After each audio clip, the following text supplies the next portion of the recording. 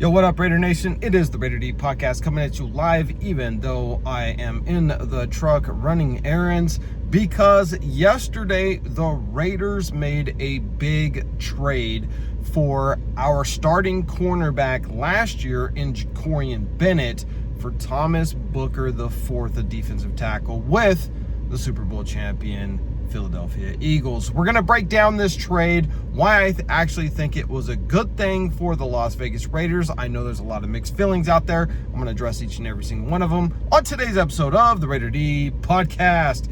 Before we get started, I do want to say thank you so much to the sponsor of the channel, and that is Box House. You guys have heard me talk about him. My dude Kevin Ross over there is going to take good care of you guys. You've got to check out Box House. If you need an ADU, you need a mother-in-law suite, you need a tiny house for your property, you've got to check out Box House. They can get it delivered straight to you. And they have a sister company called Container Bros. So if you're looking to purchase a high-quality, one-use container, you are going to want to give them a call. Kevin is a fantastic dude. I highly recommend him. I've done business with him myself, so this is not just a promo or somebody paying me to say this.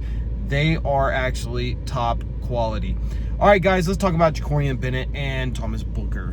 Why did the Raiders make this trade? Well, number one is that Jakorian Bennett, he tore his labrum in his shoulder in week 10 of last year's regular season. Now, at that point, he was the best corner on the team. He was a shutdown guy. He wasn't going to get a bunch of interceptions or anything like that, but he did an excellent job in coverage.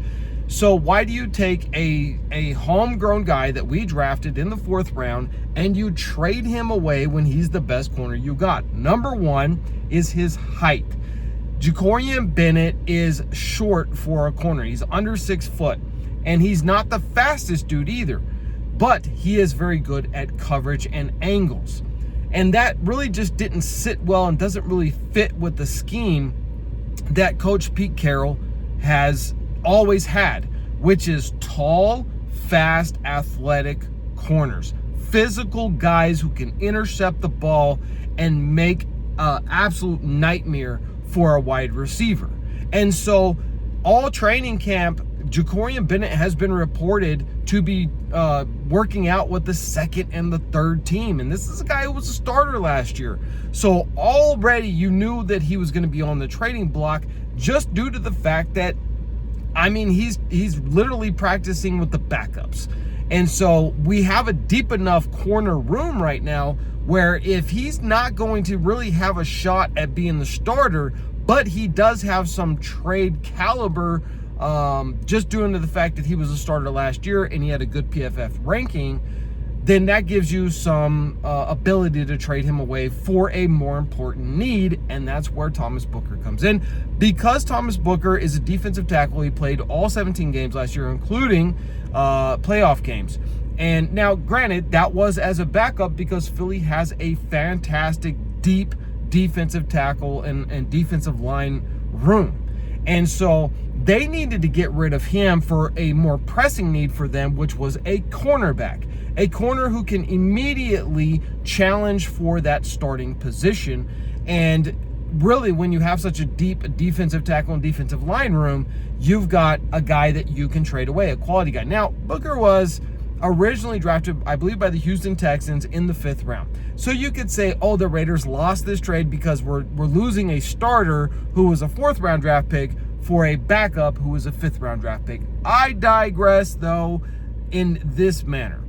And my opinion is that Jakorian Bennett, in the cornerback room that we have right now, he was not going to be a starter. He doesn't fit the mold of what Pete Carroll has always done. We know that. We lost Christian Wilkins, so we needed to make sure that we added some more depth there of high quality, of guys who can actually compete to be the starters opposite of Adam Butler. And so to me, it just makes absolute perfect sense for the Raiders to make this trade. It's a trade for trade. Both of these guys are relatively cheap. They're not going to break the bank.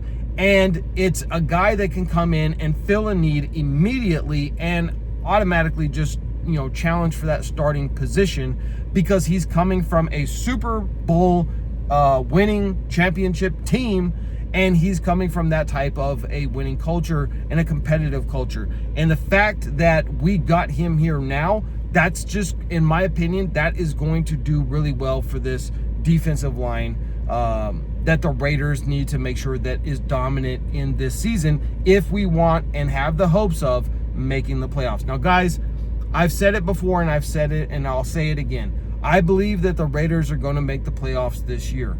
It may be a wild card. I don't think we win the AFC West this year, but I could be wrong. We do have Brock Bowers. We do have Michael Mayer. We do have Jacoby. We have Dante Thornton Jr., who has been lighting it up in practice. We'll see how he does in real games.